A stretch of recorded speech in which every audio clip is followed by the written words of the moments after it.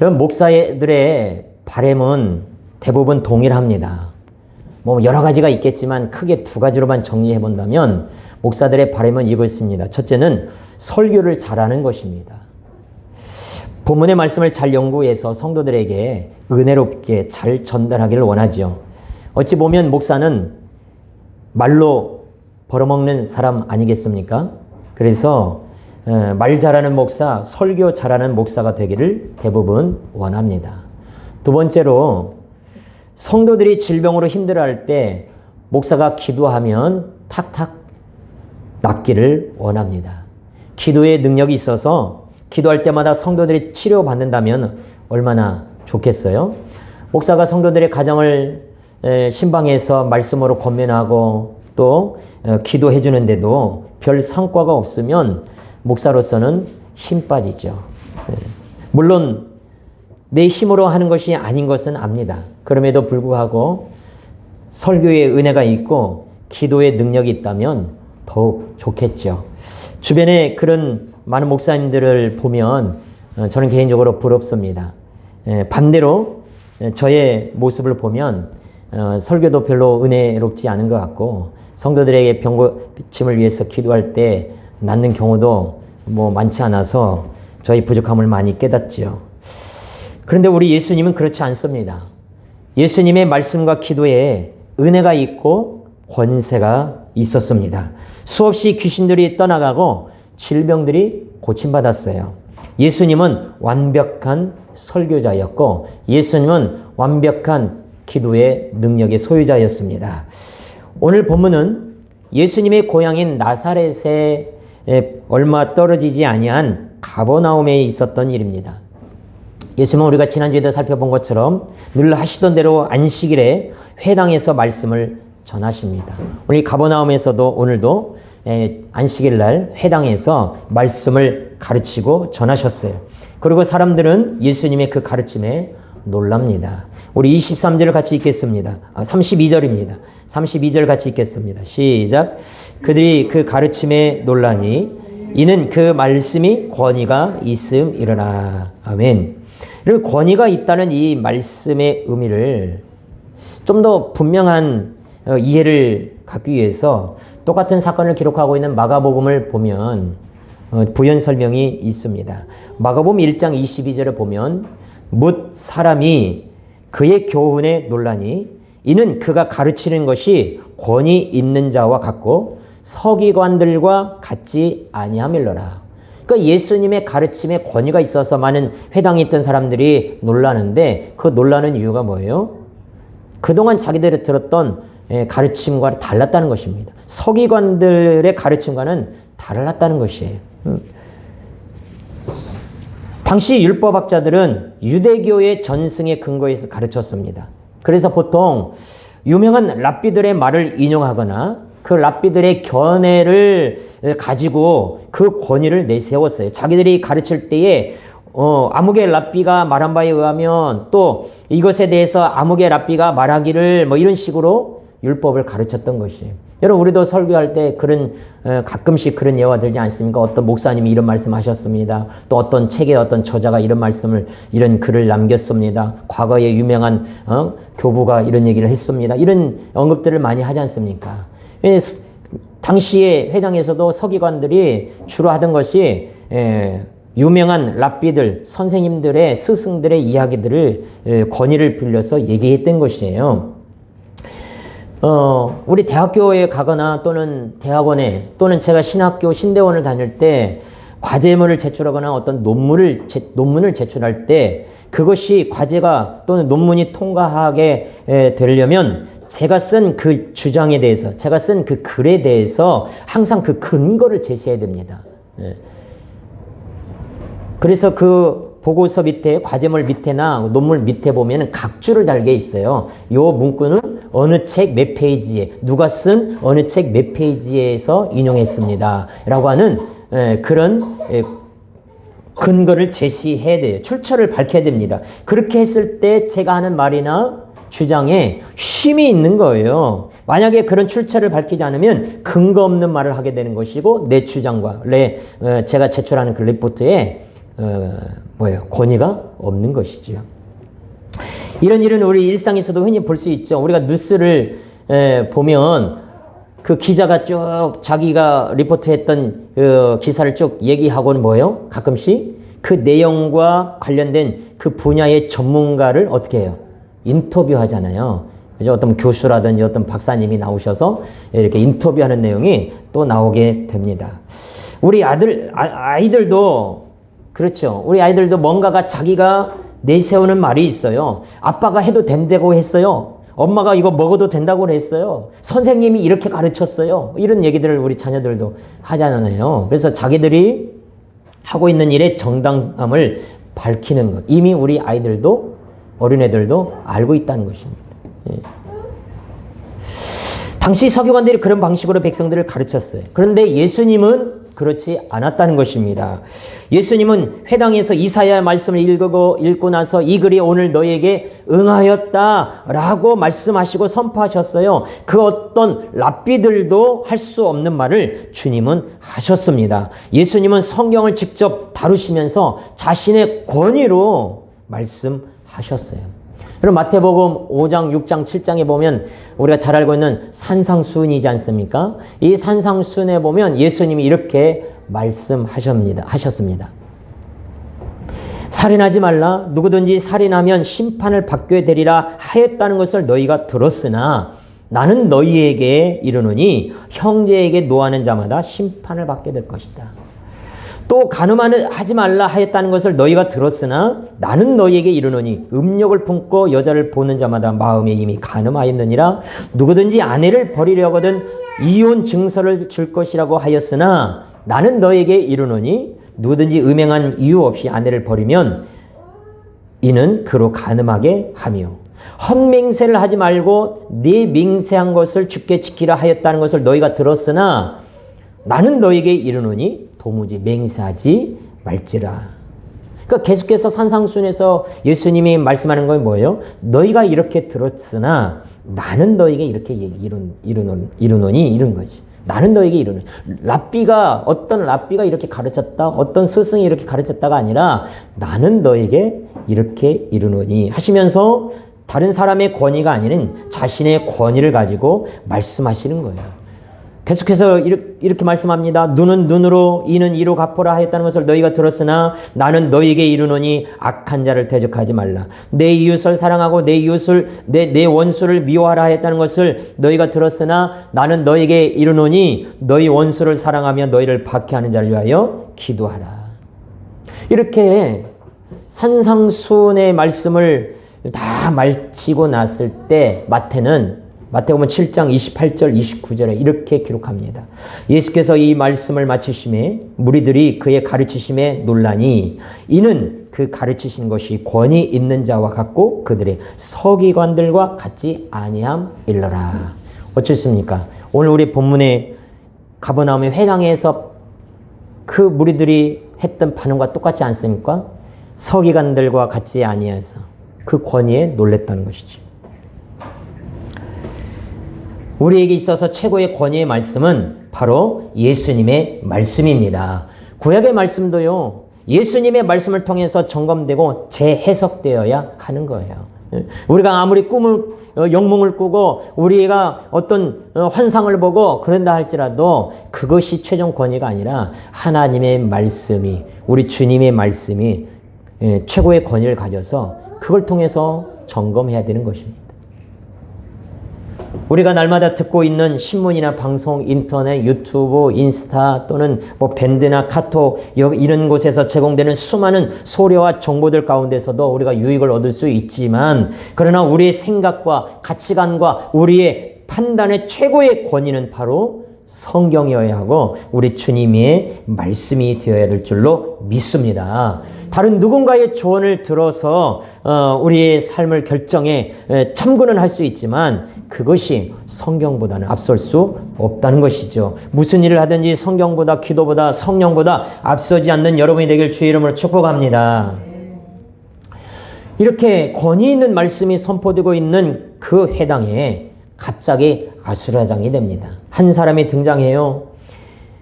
예수님이 말씀을 전하고 있을 때에 한 남자가 요란스럽게 등장하는데 예수님을 향해서 큰 소리를 지르고 소란스럽게 떠드는 것입니다. 그 사람을 향해서 33절에 보니까 뭐라고 소개되고 있어요? 더러운 귀신 들린 사람이라고 얘기합니다. 이 귀신 들린 사람이 갑자기 예수님이 지금 예배를 인도하고 있는데 그 귀신 들린 사람이 갑자기 문을 열고 회당에 들어온 것이 아니에요. 원문의 뜻을 보면 처음부터 그 자리에 있었어요.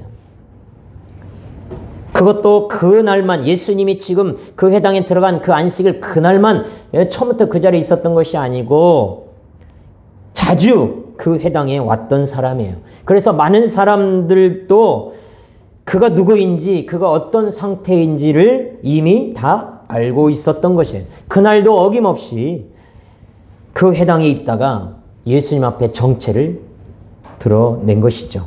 회당의 모든 사람들이 이 귀신 들린 사람을 주목하면서 어떤 일이 벌어질지 숨지기며 지켜봤을 것입니다.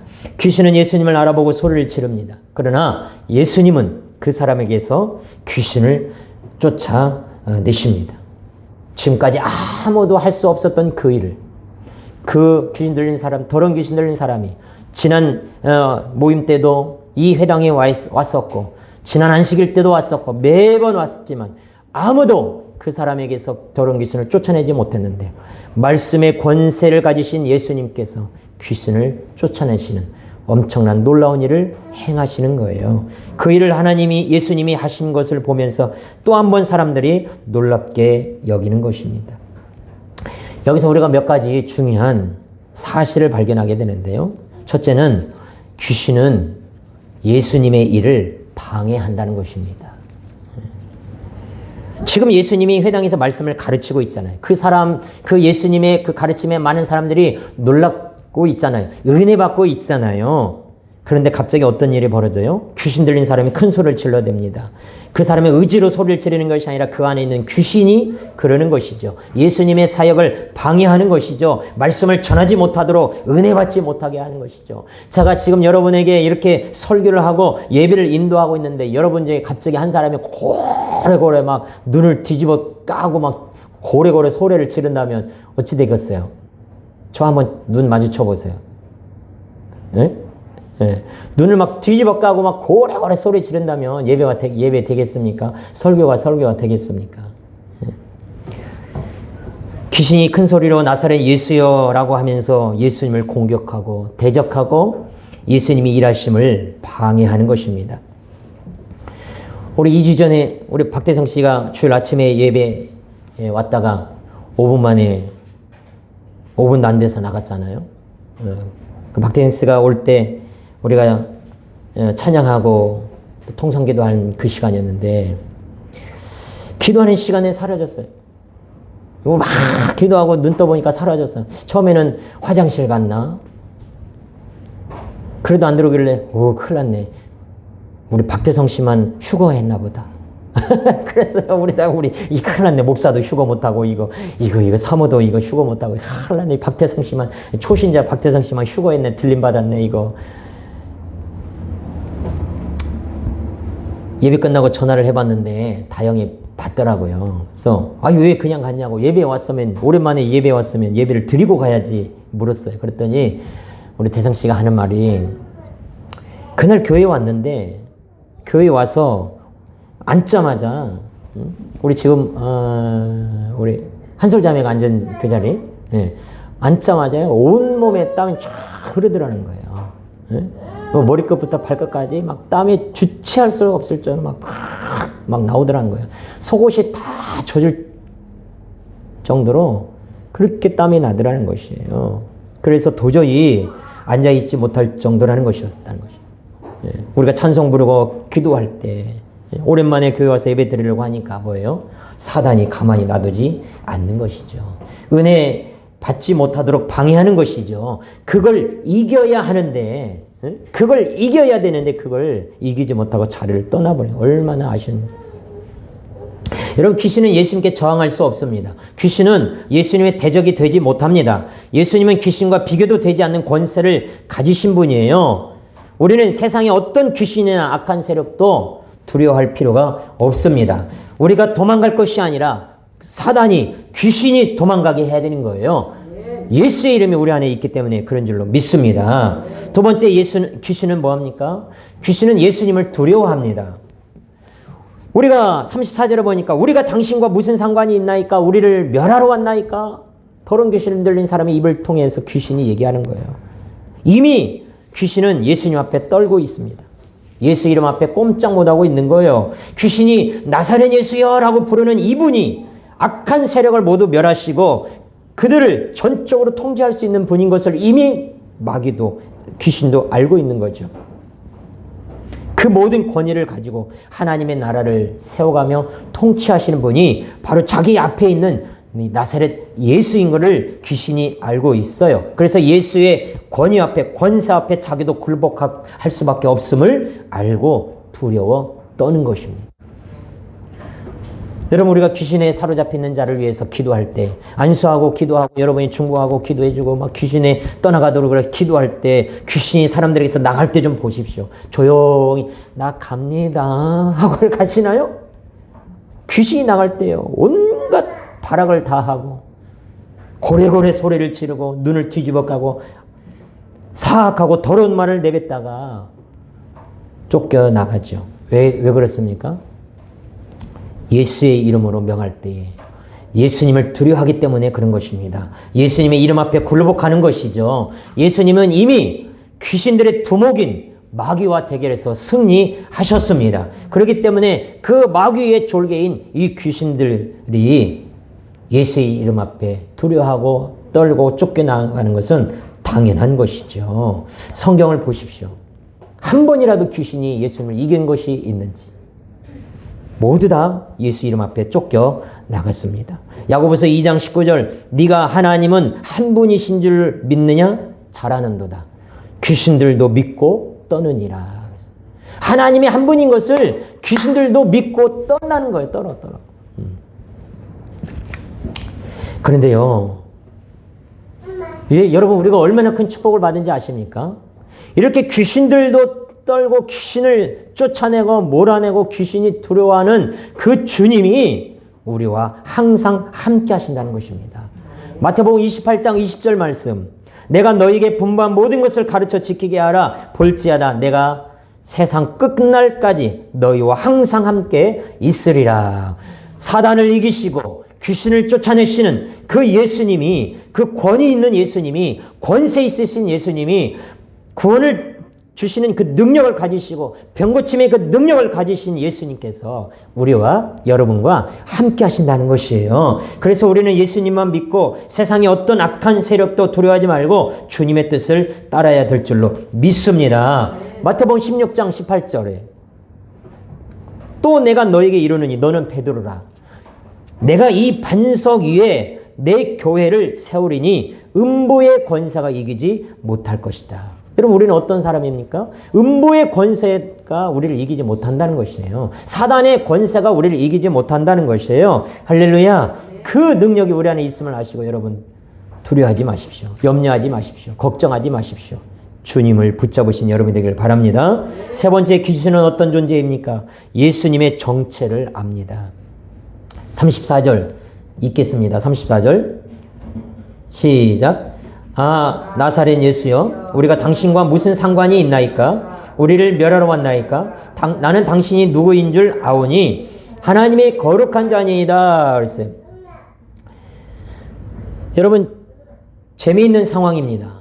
귀신을 통해서, 귀신 들린 사람의 입술을 통해서요, 예수님 지금 누군가에 대해서 선포되고 있는 거 증거되고 있어요.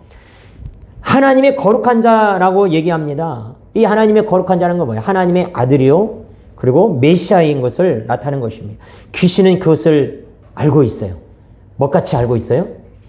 귀신같이 알고 있어요. 예수님이 누군지를 귀신같이 알고 있어요. 누가가 지금 누가복음을 기록하고 있는 이 저자 누가가 지금까지 4장, 1장, 2장, 3장까지 오면서요, 계속적으로 예수님이 어떤 분인가를 증거했잖아요. 잉태할 때에 천사들 통해서 증거하셨고, 또 그의 부모나 또 성전에 있던 안나 선지자나 시몬 할아버지를 통해서 예수님이 누군가에 대해서 또 증거하셨고, 세례받을 때 하늘로부터 직접 하나님이 소리를 통해서 말씀하셨어요. 그리고 오늘 본문에서는 또 누구의 입을 통해서도? 귀신의 입을 통해서도 예수님이 누군가를 말씀해주고 있다는 것입니다. 41절도 똑같은 말씀이 있죠. 41절 읽습니다. 시작. 여러 사람에게 귀신들이 나가며 소리질러 이르되 당신은 하나님의 아들이니이다. 예수께서 꾸짖으사 그들이 말함을 허락하지 아니하시니 이는 자기를 그리스도인 줄 알미러라 그랬습니다. 하나님의 거룩한 자, 하나님의 아들, 그리고 메시아 그리스도인 줄 이 귀신이 알고 있다면 어떻게 그 하나님의 아들이시고 거룩하신 주님의 그 메시아 앞에 대들 수 있겠습니까? 단번에 예수님은 그 귀신을 쫓아낼 수밖에 없는 것이죠. 사랑하는 성도 여러분, 어떤 어려움이 있어도 예수님을 붙잡으시기를 바랍니다. 그리고 예수로 충만하시기를 바랍니다. 어두운 밤길을 홀로 걸어간다 할 때 두려워하지 마십시오. 나 혼자 있을 때 두려워하지 마십시오. 주 예수의 이름을 붙들고 선포하는 여러분 되기를 원합니다. 모든 귀신의 세력을 물리치신 주님이 나와 함께하는 것을 믿으신 여러분 되기를 주의 이름으로 축원합니다. 네 번째로 예수님은요, 귀신과 아무 상관이 없는 분이십니다. 예수님은 거룩하신 분이시고 귀신은 더러운 영에 불과합니다. 예수님은 귀신과 교제하는 분이 아니고 귀신을 쫓아내는 분이에요. 그런데도 불구하고 유대인들은 예수님에 대해서 뭐라고 얘기합니까? 예수님이 귀신을 쫓아낼 때 뭐라고 얘기했었죠? 누가복음 11장 15절, 나중에 우리가 몇 달 후에 살펴보겠지만 누가복음 11장 15절을 보니까 예수님이 귀신을 쫓아냈을 때 유대인들이 누구의 힘을 빌어서 귀신을 몰아낸다고 그랬죠? 귀신의 왕 바알세불을 힘입어 귀신을 쫓아낸다 그랬어요. 여러분, 예수님은 귀신을 쫓아낼 때 바알세불의 귀신의 힘을 빌어서 쫓아낸 것이 아니고 성령의 능력으로, 예수님의 권세로, 예수님의 말씀의 능력으로 쫓아낸 줄로 믿습니다. 예수님은 사탄과 타협하는 분이 아니에요. 예수님이 광야에서 시험 받을 때 이미 그것이 증거되지 않았습니까? 천하 모든 만국을 다 보여주면서 내게 절 한 번만 하면은 이 천하 모든 영광과 권세와 능력을 다 너에게 주겠다라고 했을 때 예수님이 타협하지 않았어요. 오직 하나님께만 경배해야 한다고 하시면서 예수님은 귀신과 어울리지 않고 타협하지 않고 무릎 꿇지 않고 쫓아내고 물리친 줄로 믿습니다. 어떻게 빛과 어둠이 함께 지낼 수 있겠어요? 고린도후서 6장 15절 16절에 그리스도와 벨리알이 어찌 조화되며 믿는 자와 믿지 않는 자가 어찌 상관하며 하나님의 성장과 우상이 어찌 일치가 되리요. 그리스도와 벨리알이 어찌 조화가 되겠느냐. 이 벨리알은 바로 거짓되고 악한 사단을 가리키는 것입니다. 예수님은 사단과 타협할 수 없는, 상관없는 분이십니다. 예수님이 이렇게 사단을 이기신 분이실 때 우리도 예수님을 닮아서 사단을 이기고 사단과 상관없는 삶을 살아야 될 줄로 믿습니다. 죄와 접근해서는 안 되고 죄와 타협해서는 안 되고 죄 앞에 우리가 양보해서는 안 될 줄로 믿습니다. 명절 때마다 또 제삿날에 제사상에 절을 하거나 산에 가서 시제를 모신다는 것은 어리석은 일이 아닐 수 없는 것이죠. 그것은 주님을 섬기는 것이 아니라 귀신을 섬기는 것입니다. 우리는 철저히 예수님을 따라야 되는데 거기에 참된 생명과 구원이 있기 때문인 것입니다. 35절 읽겠습니다. 35절 우리 예수님의 권세를 의지하고 읽겠습니다. 시작. 예수께서 꾸짖어 이르시되 잠잠하고 그 사람에게서 나오라 하시니 귀신이 그 사람을 무리 중에 넘어뜨리고 나오되 그 사람은 상하지 아니한지라. 잠잠하고 그 사람에게서 나오라 그랬더니 귀신이 그 사람을 넘어뜨리고 나갑니다. 여러분, 귀신은요 넘어뜨리는 자예요.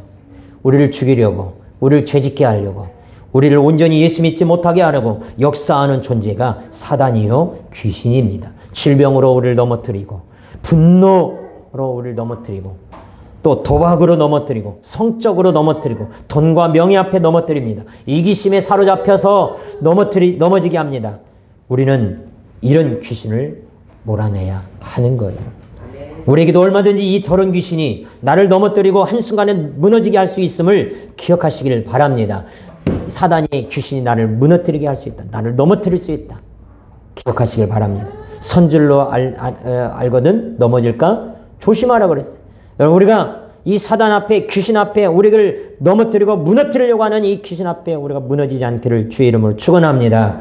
주님은 말씀 한마디로 귀신을 쫓아내셨어요. 귀신을 쫓아내는 그 일은요, 여러분 보세요. 가끔씩 뉴스에 참 그런 안타까운 일, 가끔씩 뉴스에 귀신을 쫓아낸다고 어떻게 해요? 패요, 패. 두드려 패요. 여러분, 귀신은 두드려 패서 쫓겨나가는 존재가 아니에요. 아시겠어요? 두드려 패서 귀신이 나간 다음에 여러분 다 나한테 두드려 맞아야지. 귀신을 쫓아내려면요, 패서가 아니라, 두드려 패서가 아니라 예수의 이름으로, 말씀으로 쫓아내릴 줄로 믿습니다. 주님이 귀신을 쫓아낼 수 있는 것은 주님께서 귀신보다 능력이 많으시기 때문인 거예요. 만유의 주이시요 또 절대 주권자이시며, 아울러 주님은 인류를 사단의 권세에서 해방시켜서 영생의 소망을 줄 수 있는 유일한 분이시기 때문에 우리가 사단의 권세에서, 귀신 들린 것에서 해방될 수 있는 것은 주님의 이름을 붙잡는 것이고, 주님의 이름으로 선포하는 것이고, 주의 말씀으로 충만하게 무장되는 길밖에 없는 줄로 믿습니다. 사단을 이길 수 있는 비결은 예수 그리스도이십니다. 귀신을 몰아내고 영육간에 건강할 수 있는 비결도 예수 그리스도이십니다. 우리를 누르고 있는 온갖 저주와 질병과 각종 눌림으로부터 자유케 되는 비결도 다른 것이 아니라 오직 예수 그리스도이십니다. 내 마음의 상처와 우울증과 열등감과 분노와 이런 모든 것들로부터 벗어날 수 있는 비결 또한 예수 그리스도이십니다. 그렇기 때문에 여러분, 우리 주님을 절대적으로 의지하십시오. 그분의 십자가의 능력을 의지하십시오. 사망 권세를 이기시고 부활하신 주님을 붙잡으시기를 바랍니다. 그래야 할 때 여러분의 삶 가운데 있는 모든 고통과 저주와 아픔과 질병과 상처가 다 쫓김당하고 여러분이 딛고 일어날 줄로 믿습니다. 이사야 44장 5절 말씀, 시편 44편 5절 말씀. 우리가 주를 의지하여 우리 대적을 누르고 우리를 치러 일어나는 자를 주의 이름으로 밟으리이다. 주의 이름으로 밟아버려야 되는 거예요. 할렐루야. 네. 야고보서에서는 마귀를 대적하라. 그래야면 너희를 피하리라고 그랬습니다. 우리가 마귀는요, 우리가 대적하면 피하게 되어 있습니다. 왜요? 우리가 강해서가 아닙니다. 우린 연약하지만 내 안에 계시는 주님이 강하시기 때문에 주님을 의지하고 마귀를 대적하면 마귀가 피하게 되어 있습니다. 도망가게 되어 있습니다. 우리 주님이 이 땅에 오신 목적도 뭐예요? 마귀의 일을 멸하시기 위함이라고 말씀하고 있습니다. 우리 안에 더러운 귀신, 그 더러운 귀신로 인해서 내 안에 있는 그 쓴뿌리들이 예수의 이름으로 뽑아져야 돼. 할렐루야. 그래서 여러분은 다 주님의 능력을 힘입어서 귀신의 세력을 몰아내고 하나님의 나라를 확장해 나가는 귀한 일꾼들이 되시길 주의 이름으로 축원합니다. 거룩한 영, 성령에 붙들린 여러분이 되기를 원합니다. 이 회당에 두 종류가 있잖아요. 더러운 귀신에 사로잡힌, 더러운 영에 사로잡힌 사람이 있는가 하면 거룩한 하나님의 거룩한 영에 지금 충만한 예수 그리스도가 있는 것입니다. 여러분, 우리는 더러운 귀신이 아니라 이 세상의 더러운 것에 사로잡힌 것이 아니라 거룩한 말씀, 거룩한 능력, 거룩한 영이신 성령에 붙들린 저와 여러분이 되들 줄로 믿습니다. 예수님이 더러운 귀신을 꾸짖어서 잠잠케 하시고 그 사람에서 나오라고 명령하자 귀신이 떠나갔습니다. 예수님의 권위 앞에는 아무런 힘도 못 쓰는 것입니다. 순종하는 거죠. 이런 하나님의, 예수님의 사역을 보고 거기 있던 사람들이 다시 한번 또다시 놀람을 감추지 못해요. 그래서 36절에 이렇게 고백하는 거죠. 36절 시작. 다 놀라 서로 말하여 이르되 이 어떠한 말씀인고 권위와 능력으로 더러운 귀신을 명함에 나가는도다 하더라. 처음에 예수님이 가르치는 그 말씀에 놀랬다가 이제는 그가 행하시는 그 말씀의 권위와 능력, 귀신을 쫓아내는 그 일을 보고 놀라는 것입니다. 이런 놀람의 축복이 여러분의 삶 가운데도 실현되기를 원합니다. 예수님이 여러분을 다스리면 여러분의 삶 가운데도, 여러분의 인생 가운데도 이런 놀라운 일이 분명 일어날 줄로 믿습니다. 이제 여러분에게 질문하겠습니다. 여러분에게 권위를 행사하는 분은 누굽니까? 내 인생의 내 삶 가운데 내게 영향을 끼치는 사람들은 많지요. 때로는 높은 지위에 있는 사람이 그 권위가 대단하다고 느낄 때도 있고, 돈 많은 사람들이 권위 있다고 생각될 때도 있고, 사회적으로 잘 나가는 사람에게 권위가 있다고 생각되기도 합니다. 그러나 눈에 보이지 아니하는 세력까지도 굴복하시고 무릎을 꿇게 하시는 예수 그리스도의 그 능력이, 그 권위가 우리를 다스리기를 원합니다. 예수님의 그 권위만이 내 삶에서 행사되어지기를 주의 이름으로 축복합니다. 우리는 마치 회당 안에서 예수님을 봤던 사람들처럼 예수님의 권위와 능력을 이미 맛본 사람입니다. 실제로 우리가 예수님을 눈으로 본 적은 없지만 예수님의 그 권위와 능력으로 구원을 받았고, 그 구원의 그 삶을 우리가 지금 살아가고 있는 것이죠. 그러니 예수님이 어떤 분이신지 주목하며 그 권위 앞에 날마다 순종하며 엎드리는 저와 여러분이 되기를 원합니다. 혹시 여러분의 삶 가운데서 예수님의 권위 앞에 아직도 순종하지 않는 부분이 있습니까? 고집을 부리고 권위에 굴복하지 않는 부분은 없습니까? 스스로를 돌아보시길 원하고, 우리에게 참 자유와 구원과 치유를 허락하시는 예수님에게 그 권위 앞에 나의 자존심도 내려놓고, 나의 고집도 내려놓고, 나의 성질도 내려놓고, 나의 경험도 내려놓고, 나의 젊음도 내려놓고 엎드리는 우리가 되기를 원합니다. 예수님이 행하시는 이 일을 사람들에게 깊은 인상을 주었죠. 그래서 그 근처 사방에 예수님의 소문이 퍼졌다라고 37절에 나와 있습니다. 예수님의 소문을 퍼뜨릴 사명이 저와 여러분에게 있습니다. 베드로전서 2장 9절, 그러나 너희는 택하신 족속이요 왕같은 제사장들이요 거룩한 나라요 그의 소유된 백성이니 이는 너희를 어두운 데에서 불러내어 그의 기이한 빛에 들어가게 하신 이의 아름다운 덕을 선포하게 하려 하심이라. 우리를 구원해 주신 이유, 우리를 택하신 이유는 바로 하나님의 그 덕, 예수 그리스도의 그 덕을 선포하고 전하게 하기 위해서라는 것입니다. 지금 우리가 살고 있는 시대는요, 예수님에 관한 소문을 퍼뜨리기에 너무나 좋은 환경 가운데 있지 않습니까? 교통이 발달하고, 특히나 정보통신의 발달은요, 전도하는 데 너무나 유익할 것입니다. 수천 킬로를 걸어 다니면서 복음을 전해야만 했던 예수님이나 사도들, 그리고 사도 바울이, 만일 이 시대에 우리가 지금 과학의 발달, 정보통신의 발달, 교통의 발달, 이 시대에 예수님과 제자들과 사도들과 바울이 살고 있다면 어떻게 복음을 전할까요?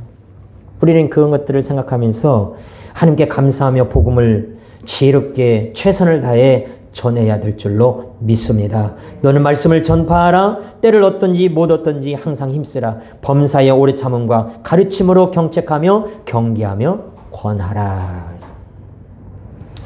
결론입니다. 모든 권세를 굴복시키는 이름 예수.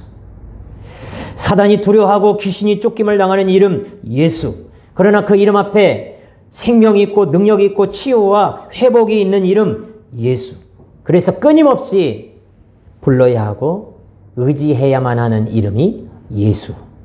그 이름을 힘입어서 하나님 앞에 나아가고 기도할 수 있는 이름 예수. 모든 사람이 듣고 믿어야 하는 이름 예수. 그 예수의 이름이 여러분을 살리고 여러분을 구원하셨습니다. 그 예수의 이름이 여러분에게 능력이 되고 여러분에게 모든 눌림과 사로잡힘으로부터 해방시키실 것입니다. 그 이름 앞에 무릎 꿇고 경배하며 순종하는 삶을 살기를 바랍니다. 그리고 그 이름을 주변의 이웃들에게 전함으로 하나님 나라의 영역을 넓혀 가시는 여러분이 되시기를 주의 이름으로 축원합니다. 하나님 아버지 감사합니다. 그 능력의 이름 예수를 우리에게 주셨으니 예수 이름 붙들고 살아가는 저희들이 되게 하여 주시옵소서. 우리에게 모든 두려움과 고통과 아픔과 질병과 우울감과 또 마음의 상처와 분노와 또는 우리의 육체의 질병까지도 예수의 이름 앞에 떠나가게 하여 주시옵소서. 예수의 이름을 들을 때마다, 예수의 이름을 선포할 때마다, 예수의 이름으로 우리가 명령할 때마다 이와 같은 놀라운 일들이 우리 사랑하는 성도들에게도 자녀들에게도 베풀어지게 하여 주시옵소서. 우리 주님 예수님의 이름으로 기도하옵나이다.